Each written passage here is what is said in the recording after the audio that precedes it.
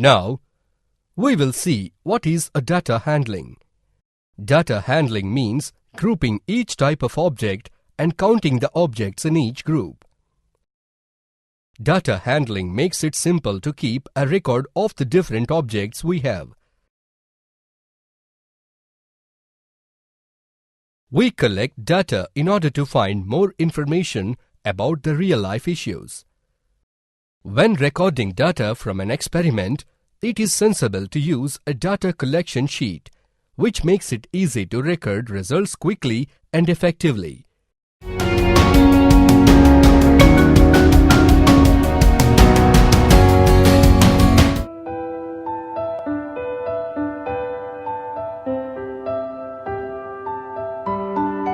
Let us study the effect of roughness on frictional force. We know that the friction is caused by the interlocking of irregularities, ups and downs, in the two surfaces. When the two bodies are placed one upon another, the irregularities of the surfaces of the two bodies get interlocked as shown on the screen.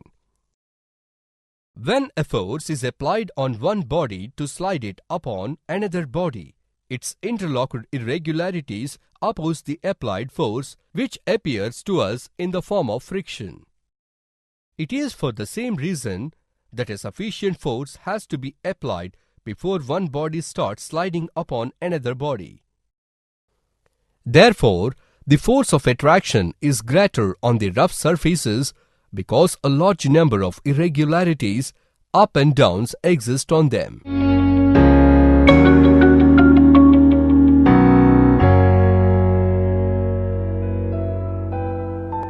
Welcome to the chapter Synthetic Fibers and let us study about the mixing of fibers.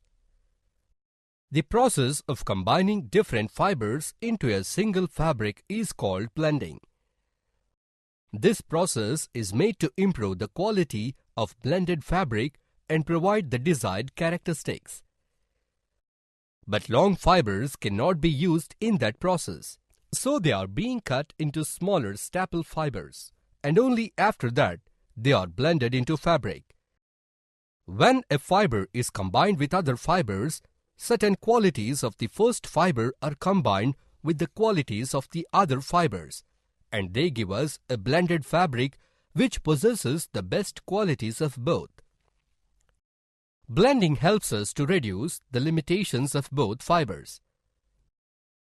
For example, polyester is the most blended manufactured fiber. Polyester fiber is strong, resists shrinkage, stretching and wrinkles, is abrasion resistant, and is easily washable. Blends of 50% to 65% polyester with cotton provide a minimum care fabric used in a variety of shirts, slacks, dresses, blouses, sportswear, and many home fashion items. A 50% polyester and 50% acrylic blend is used for slacks, sportswear, and dresses. Blends of polyester 45% to 55% and worsted wool create a fabric which retains the beautiful drape and feel of 100% wool, while the polyester adds durability and resistance to wrinkle. The greater the percentage of natural fiber in blending of fibers, the higher would be the comfort to the skin. When natural fibers contribute to a fabric, it allows the skin to breathe easily. Also, natural fibers are generally free from irritating chemicals.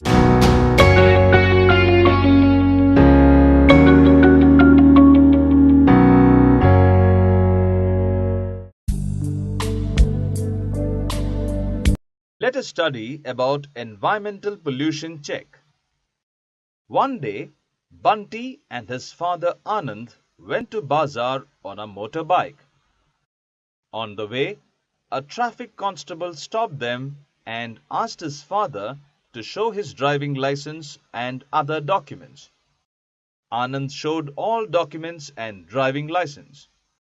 Next, the constable asked Anand to show the certificate of pollution check. Anand did not know what it was.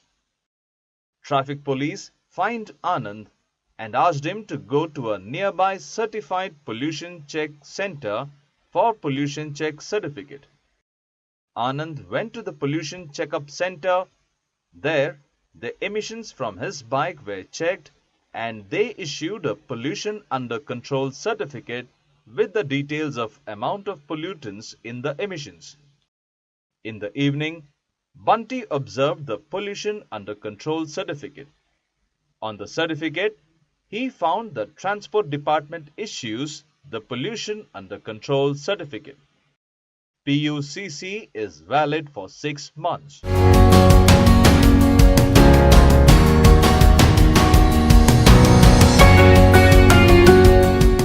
The Indian legal system is a set of laws specified in the Constitution that every Indian citizen must obey.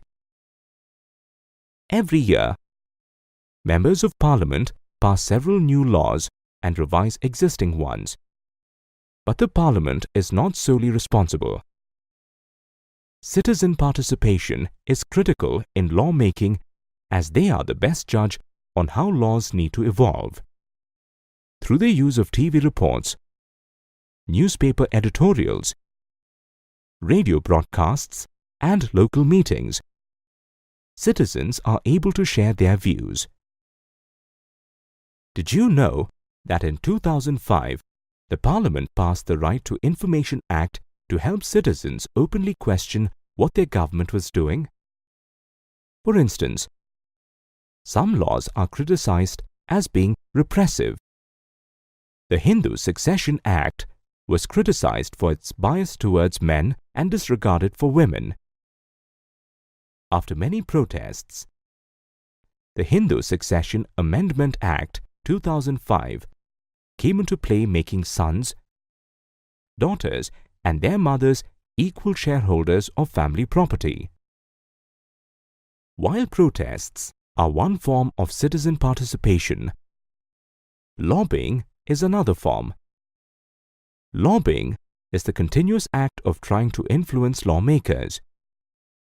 For example, domestic violence was brought to the attention of the Parliament by women's groups constantly lobbying.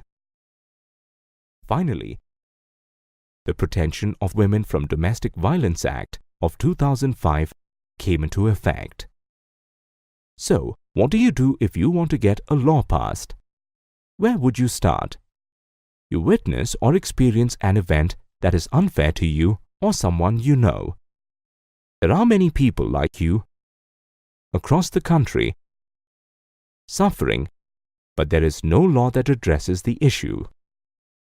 You and all the affected groups protest and lobby with the Parliament. Lawyers, NGOs, and activists jointly draft a bill which is introduced and circulated in Parliament.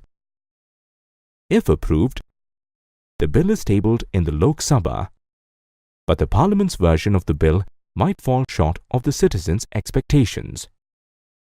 If so, the citizens may publicly criticize the proposed bill. Finally, the Parliament enacts the new law to reflect the needs of its citizens. That's why it is only when citizens are willing to fight unfair laws that changes take place. You can also approach the courts as they have the power to modify laws that they don't adhere to the Constitution. And this is how the Parliament, the Executive, and the Judiciary work together to create, enforce, and uphold Indian laws.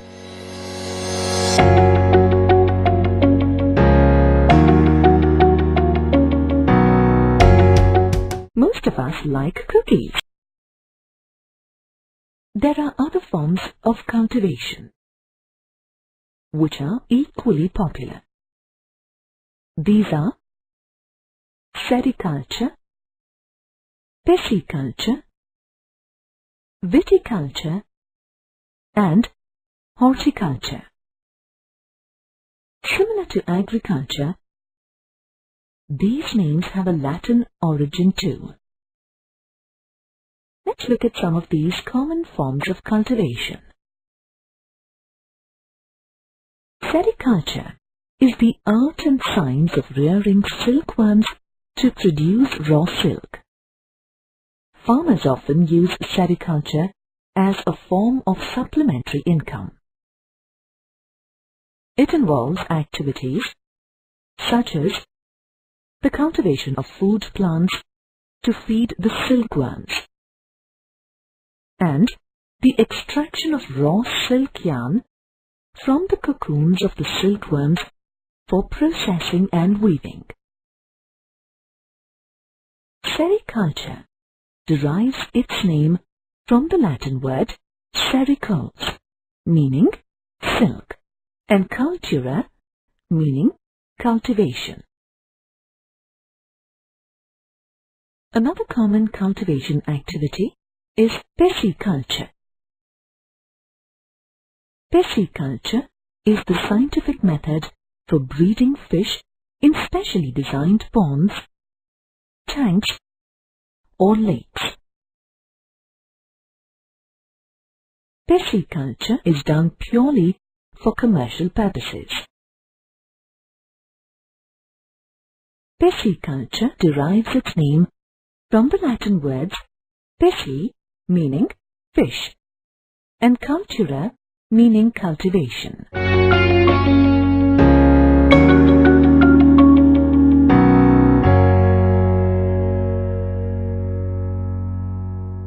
On 12th August. Over the years, the East India Company exploited the Indian countryside in many ways. It not only introduced many land revenue systems, but also used the countryside to grow cash crops that were in demand in Europe. Cultivators across India were forced to grow opium, tea, sugarcane, jute, rice, cotton, wheat, and indigo. Of these, indigo cultivation was the most popular due to its high demand in the European markets. Look at this bedspread. Isn't it gorgeous? The rich blue color used on this spread is produced from the indigo plant. Did you know that indigo is amongst the oldest dyes used for printing and dyeing textiles? And India is believed to be the world's oldest center for indigo dyeing. Indian indigo was being used in Britain, France, and Italy as early as the 13th century, much before the East India Company was set up. However, as it was priced high, only small amounts reached these countries, and so the Europeans had to use the dye from a plant called woad, which was more easily available in Europe. However, the color from woad couldn't match the quality of Indian indigo. By the 17th century, indigo plantations came up in Jamaica, Brazil, Caribbean islands, Venezuela, and parts of North America also. The onset of industrialization in Britain by the end of the 18th century brought in a huge demand for indigo. However, during this time, the indigo supply from America and West Indies almost came to an end, and the indigo production in the world fell by half.